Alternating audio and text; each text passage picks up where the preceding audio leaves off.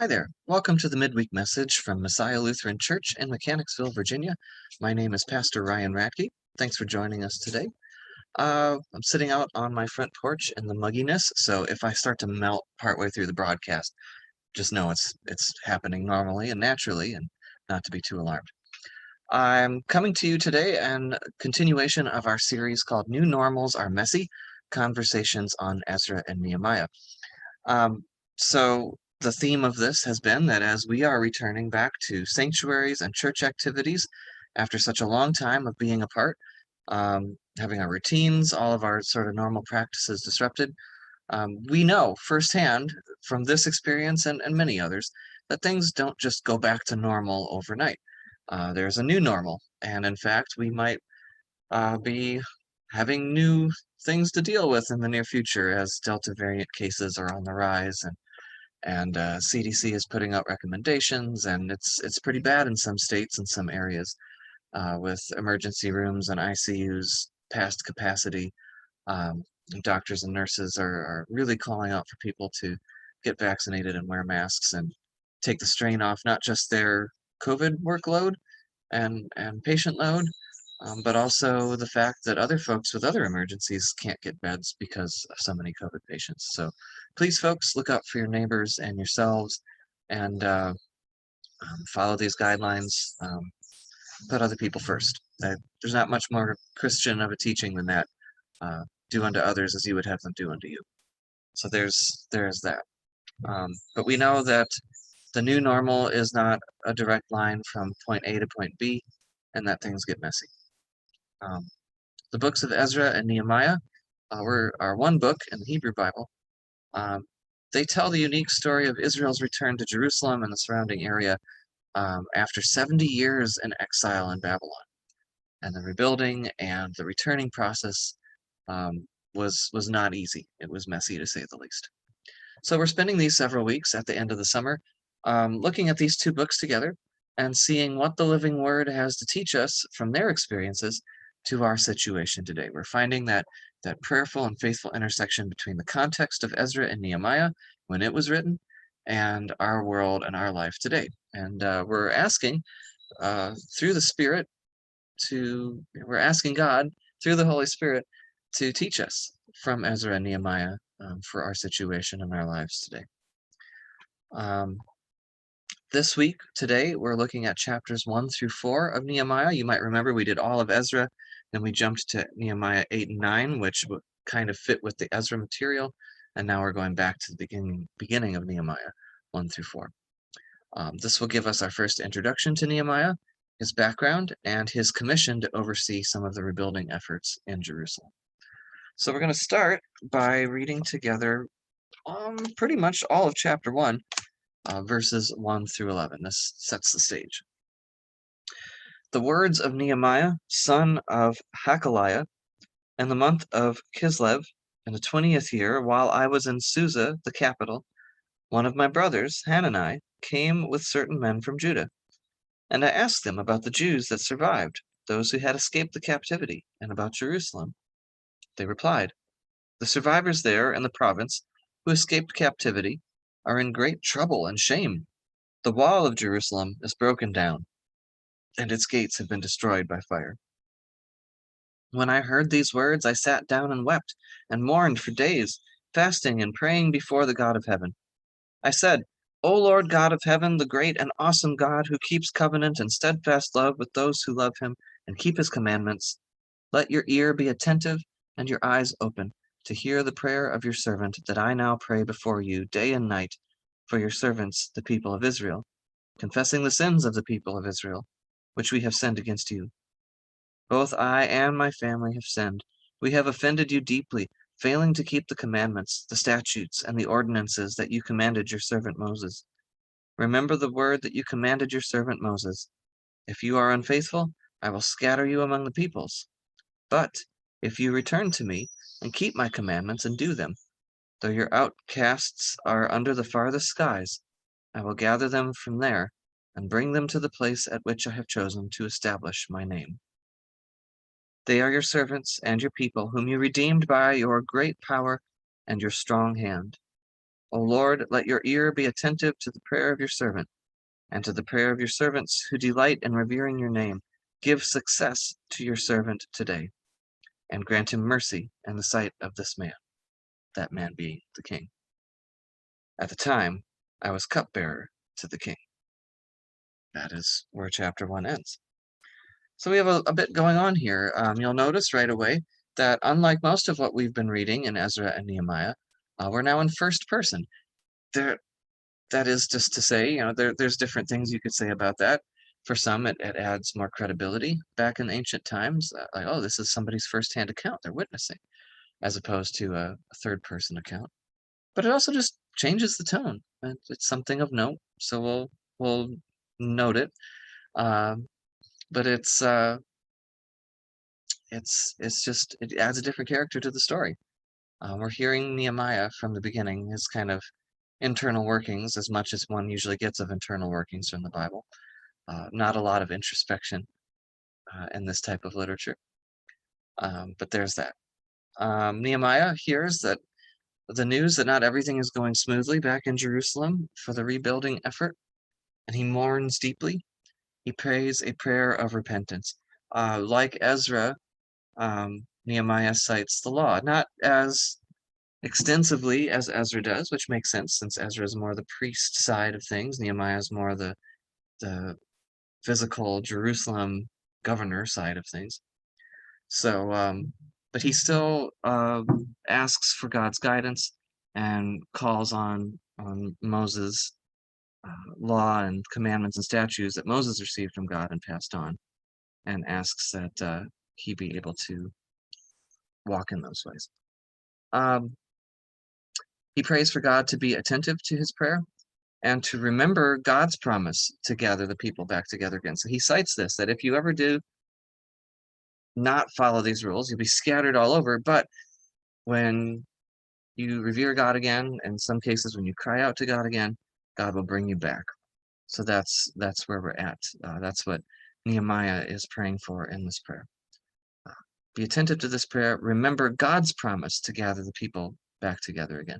He also asks for God to give him success in what he's about to do in chapter 2. He says, before this man, the king, and then he says at the end of chapter 1, I was a cupbearer to the king. A cupbearer was an important official in the Persian court. The cupbearer was the taster of the king's wine, the guard of the royal apartment. So Nehemiah, therefore, in this position, had great personal influence on the king's decisions.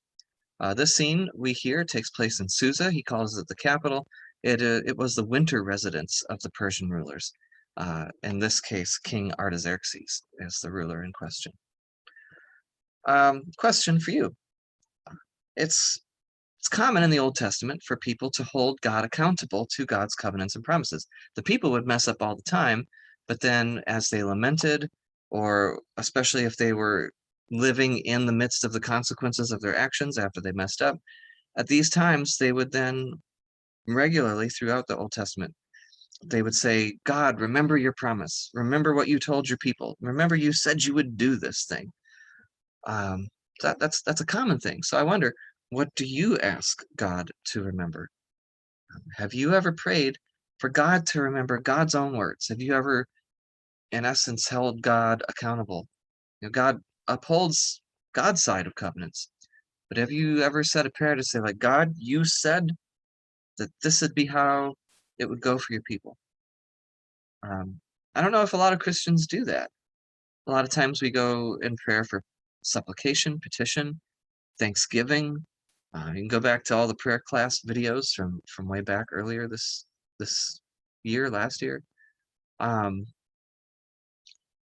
do we ever pray a prayer to say, God, you said, do what you said? And if so, what is it? What do you ask God to remember? Moving on. Chapter 2, verses 1 through 6. In the month of Nisan, in the 20th year of King Artaxerxes, when wine was served to him, I carried the wine and gave it to the king. Now I had never been sad in his presence before. So the king said to me, why is your face sad, since you are not sick? This can only be sadness of the heart. Then I was very much afraid.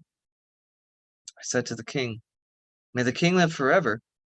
Why should my face not be sad when the city, the place of my ancestors' graves, lies waste, and its gates have been destroyed by fire?"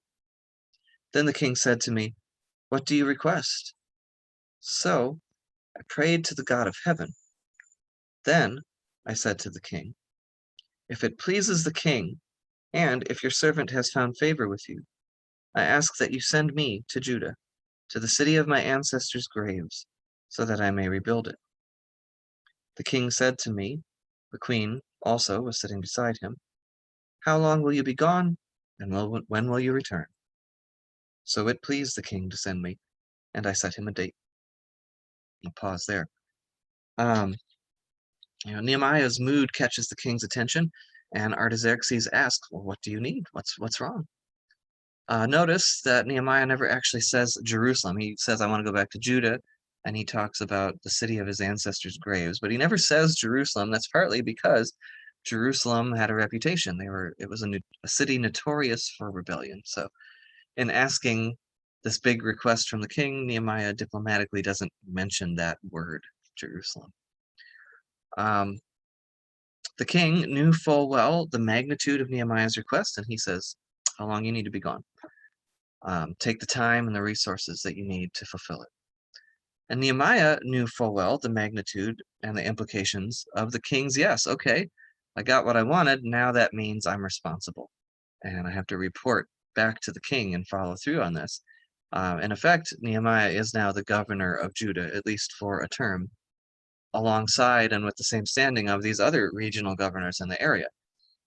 As you'll see in a little bit, they're not happy that there's a new kid on the block. Um, how does that phrase, "the place of my ancestors' graves," hit you? It's a very powerful phrase, very evocative. Where would that be for you? Is there a place of your ancestors' graves? I was just talking to somebody from church a couple weeks ago about where some gravestones are and the condition they were kept in, which, in their opinion, wasn't great. That lament that came with that. So, where is there a place for you like that? An actual grave site or country of origin, or your ancestors came from? Do you feel any responsibility for the place of your ancestors' graves? And then I want to also just lift up that Nehemiah asks, and then the king says, "What do you need? How long?" And then, not like, he says, "What do you need?" And then Nehemiah, before asking, prays to God first, then asks the king for permission. So even right there, we talked in one of the early sessions about that sort of tension, mosquito, that sort of tension between Judah, the people of God, being still under Persia and trying to keep them happy, but still trying to be independent and not feel quite as overlorded. Overlorded. Um, so here he is again. Internally, he's going to pray to God first. That's the top. And then he asks the king. And I'm wondering, what is the biggest ask that you've ever made? Your biggest request? There's a lot on the line here for Nehemiah. So when you look at verse 4, where it says, then the king said to me, "What do you request?" So I prayed to God of heaven, as I just mentioned. So do you ever do that? Do you pray before, during, after stepping out on a limb like this? That probably is a prayer you have made. Can you think of any times where you did that? Do you want to share any stories? Shoot them my way. Um, when is a time where you prayed to God for a big request in this life? How did you pray to God to have your back? Were you prepared for whatever the outcome would be? I'm not going to read these right now, but verses 7 through 10 in Nehemiah of chapter 2 are his second set of requests. Okay, he got permission to do this. Now he needs to be supplied. So in essence, he's asking for a passport and a requisition for resources. So the ability to move through the territory to get there, that's protective nature, passport. And then requisition for some wood and supplies to rebuild gates and walls from some of the other regions within the Persian Empire. We also, in this section, meet Nehemiah's new governor neighbors for the first time, or at least two of them. They're not very happy, as I mentioned, about his new position. They're not happy that he wants to rebuild walls and gates. So here's the geography of Nehemiah's antagonists in all of this. And I'll borrow from some later verses, just put it all together here. You have Sanballat of Samaria to the north. You have Tobiah of Ammon to the east. You have Geshem of Arabia later on in verse 19 to the south. And then chapter 4, verse 7 tells us about the Ashdodites. These were folks to the west. So in other words, Judah was surrounded by hostile neighbors who did not want to see Jerusalem refortified. And then verses 11 through 16 shows Nehemiah by night, sort of on his own, inspecting the city walls so he can get a fair assessment of the state of things and see how much work has to be done. I do wonder, like I said, I'm not reading this passage out loud right now. I apologize for all of this. There's mosquitoes. But I will ask this question. Who or what forces might be opposed to our own reopening and rebuilding processes as the church? Now, keep in mind, I know some of the stock answers. I have seen the commercials of Ron Reagan and the atheist group that he's a part of. I don't know why they have to come after Christianity and religion specifically, except for the fact that a lot of times in history, Christianity came after others. So there's some antagonism there. All that aside, though, as I wonder what the forces are that would be keeping us from rebuilding, keep in mind that the fastest growing religious demographic in our country is no religion, none. And this isn't antagonistic towards Christians, it's indifferent to religion in general. Is that a force working against us? Are rebuilding efforts hampered by these external forces? Or is it internal stuff? Is it issues we haven't resolved yet or adaptations we haven't made? Is it cultural stuff? Is it consumerism? Everybody can choose whatever they want to. Why choose church when you have Netflix? You get to pick whatever you want. Why choose being a part of a congregation where you have responsibilities when you've been kind of ingrained and conditioned since youth that you can pick your cereal, you can have it your way at Burger King, you get to pick what you want. The world is there to cater to you. Those are some ideas. And what other ways is our effort? Now, of course, there's also, Delta variants and things like that. What are the things that are making our reopening process at church hard? What are things, as we've talked about in other of these sessions, what is the challenges to us kind of rebooting church in general as numbers and demographics fade from our pews? What's against us? Chapter 2, verses 19 and 20. This is a short one. But when Sanballat the Horonite and Tobiah the Ammonite official and Geshem the Arab heard of it, they mocked and ridiculed us, saying, "What is this that you are doing? Are you rebelling against the king?" Then I replied to them, "The God of heaven is the one who will give us success, and we his servants are going to start building. But you have no share or claim or historic right in Jerusalem." So I just wonder, how do you respond to critics, to hecklers, to rivals? Do you have them when it comes to your faith? Do you have folks that are saying to you, what do you think you're doing? Why are you going to church? What's the point of that? Do you have those people in your life? I know some of you do. How do you respond to that? Nehemiah's response was, you know what? This has nothing to do with you, and God is the one who is going to work with us and give this success, or not. But it's a very mature response, not too combative. Just saying, hey, this doesn't concern you.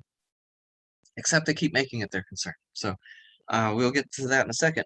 Chapter 3, I'm not reading it right now. It's a long list, and it lists out all the various gates and walls around the entire city and who of the citizenry is doing the work on each one. And as it names all these names, just keep in mind, it's more likely that the people listed here are kind of like the donor wall at a building, like a hospital.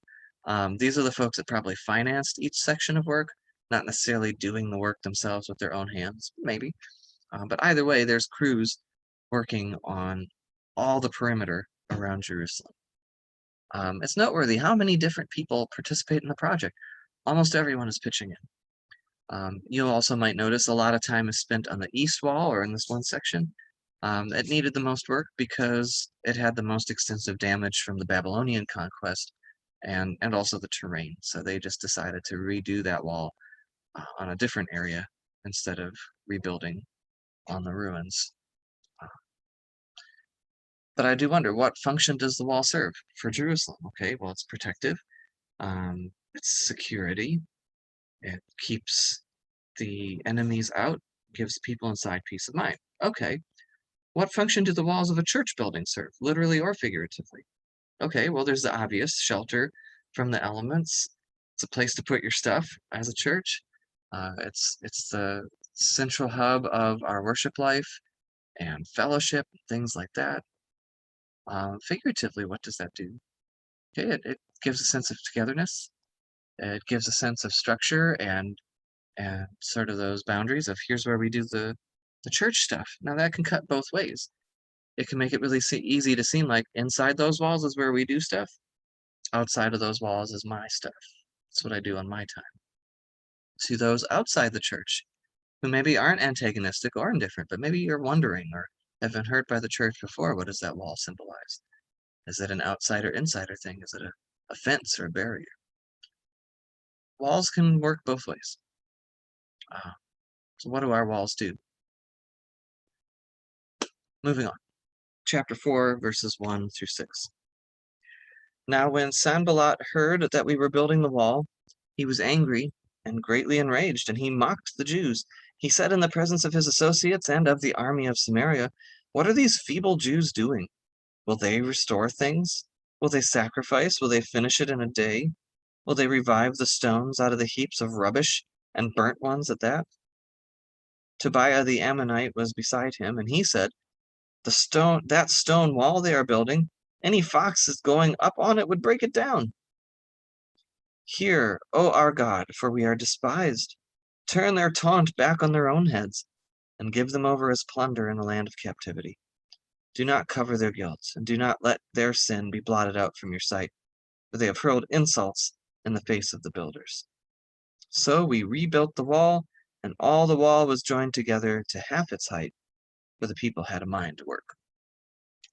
So despite the taunts, despite threats that come in the next verses, they stick to it. They keep going, and they ask God to hold these folks accountable. And remember, there's history, especially with Samaria and Ammon. The Ammonites were neighbors, and there's part of the story of the exile that says, they just watched. They didn't necessarily aid the Babylonians, but they didn't help the Judeans either. They just kind of laughed at, haha, you're getting yours, Jerusalem.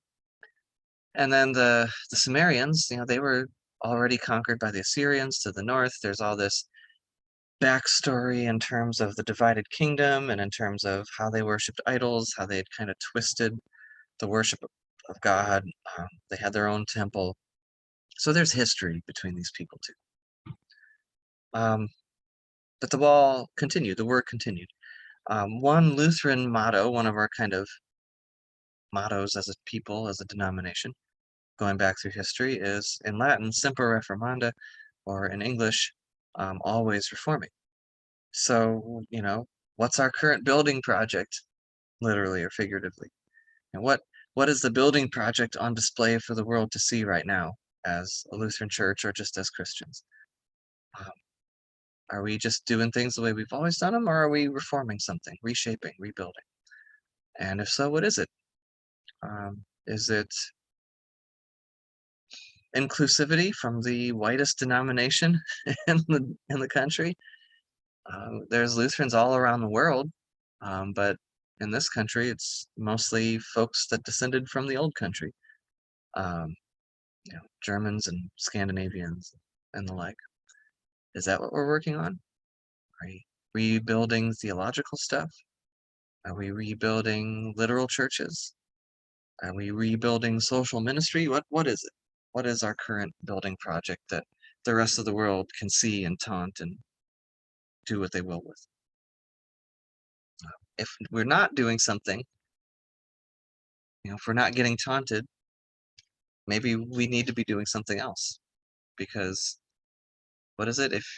How does it go? If you're getting, there's an expression, I'm going to slaughter it. If you're getting criticized, you must be doing something right. If you're making people mad, you must be doing something right. Something along those lines. Maybe we don't need to make people mad, but maybe we can get some profit-like discomfort. That's the word. This is why I shouldn't go off script. Moving on. Chapter 4, we're going to do verses 7 to 11 and then 15 to 20. 7 to 11. But when Sanballat and Tobiah and the Arabs and the Ammonites and the Ashdodites heard that the repairing of the walls of Jerusalem was going forward and the gaps were beginning to be closed, they were very angry, and all plotted together to come and fight against Jerusalem and to cause confusion in it. So we prayed to our God and set a guard as a protection against them day and night. But Judah said, the strength of the burden bearers is failing, and there's too much rubbish so that we are unable to work on the wall. And our enemies said, they will not know or see anything before we come upon them and kill them and stop the work. Okay. Lots of external issues. Moving to verse 15. When our enemies heard that their plot was known to us and that God had frustrated it, we all returned to the wall, each to his work. From that day on, half of my servants worked on construction, and half held the spears, shields, bows, and body armor. And the leaders posted themselves behind the whole house of Judah, who were building the wall. The burden bearers carried their loads in such a way that each labored on the work with one hand, and with the other held a weapon. And each of the builders had his sword strapped at his side while he built. The man who sounded the trumpet was beside me, and I said to the nobles, the officials, and the rest of the people, the work is great and widely spread out, and we are separated far from one another on the wall. Rally to us wherever you hear the sound of the trumpet. Our God will fight for us. So the Hebrews' attention is now split between rebuilding and defense. There was strategy involved in this too, and there was comfort to the people in knowing that the trumpet was there and the guards were there and the nobles were there. They could keep working and keep laboring, knowing that there was a system in place and people had their back. But there was also strategy. Well, one commentator noted, Nehemiah's tactic seems to have been to mass armed citizens in those places where the wall could be overlooked from outside the city, so as to give to enemy spies the impression of massive defensive forces. So he, what's the word, arrayed his forces in such a way to represent a stronger showing so that the work could continue. And anytime there were these plots, both in Ezra and Nehemiah, to frustrate, to work around them at Persia, to threaten them, to taunt them, they pray to God. God frustrates it. God stops it. God gives them a heads up that it's coming. They're able to continue the work. So as we're picturing these people carrying the burdens of the materials they needed with one hand on a weapon or a sword, I wonder, how well do you multitask? Does it energize you or exhaust you to multitask? Some people thrive on it, some people don't. Just something to throw out there. For me, it depends. Sometimes I can, sometimes it doesn't go so well. And it depends on the work. How does that work for you? Would you have been able to build and be on defense at the same time? Can you build something up at the same time as being worried about it? Like, are those two things mutually exclusive? Can you be in a defensive posture and still build up? One other question.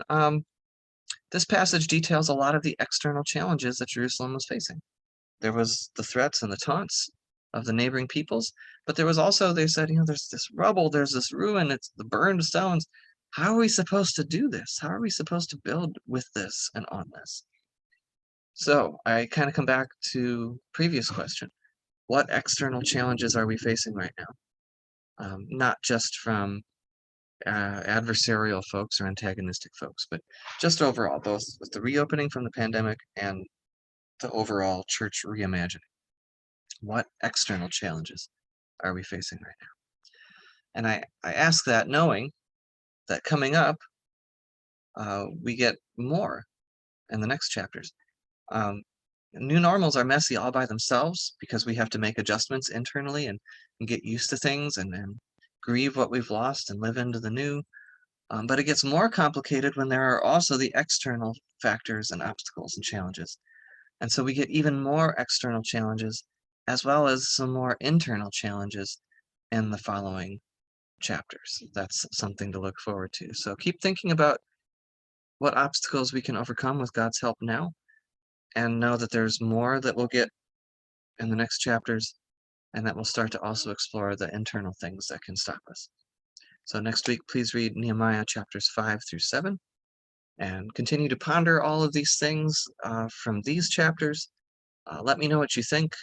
If you have any impressions or thoughts, uh, send them my way, and I look forward to hearing from you. That is it for this time. I think we've got one more for sure, maybe two. No, two more for sure, maybe three. That's what I meant to say, depending on how we slice it. So that is it. Be well. Again, please do unto your neighbors as they would have them do unto you.